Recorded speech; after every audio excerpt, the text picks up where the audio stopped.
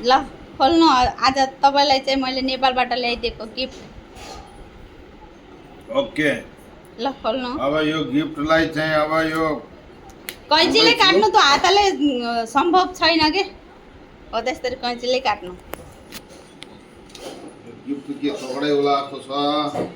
ठिकै छ जे भए पनि अब यता चाहिँ मेरो चाहिँ नन्नको चाहिँ यहाँ हेरिराख्नु भएको छ के दिनुभयो दाइलाई भनेर यसरी हेर्नुभयो भिडियो कलमा। अब चाहिँ गिफ्ट चाहिँ बक्सोतर्फ नजानु, बक्सो त अब यहाँकै हुनसक्छ है। अलि प्यारसँग त त्यो गिफ्ट पनि त्यस्तो रिसाएर खोल्छ नि त। हातुरी लाग्यो क्या यो त गाडी यो कहिले खोलेर हेरौँला भन्ने जस्तो। अब यसलाई सट्टै निकाल्नु न, यो आइहाल्छ त यहाँ निकाल्नु के। त्यस्तो ज्ञान नबाटाउ न, म आफ्नो तरिकाले निकाल्छु त गाडी आफ्नो गिफ्ट हो। ल ल ल छिटो। त्यो बक्स त यहीँकै हुनसक्छ के त मैले भनिसकेँ त। यो के तैँले त खुद्रा खुद्रा सरप्राइज दिन्छ जस्तो मेरा बाबै।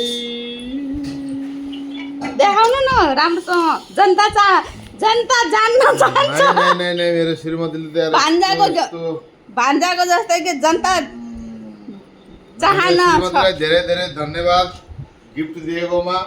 अब श्रीमानजीलाई सम्झेर ल्याइदिएकोमा एकदम एकदम धन्यवाद। कस्तो लाग्यो पनि अझै यस्तो सुनको चाहिँ यस्तो गिफ्ट गाडे आँखाबाट आँसु झरिसले चाहिँ नरुनु न, मन रोक्नै सकेन। Emotional blackmail. बहुत बहुत धन्यवाद बाबु। श्रीमती हुन् त यस्ता हुन्। श्रीमतीले यस्तो दुईचोटि सरप्राइज दिइसक्यो। यो पनि श्रीमतीकै हो सरप्राइज। अब आज त झन् यस्तो सरप्राइज देखेर त म त अब आज दिनभरि अब कहाँ हो के हो कसो हो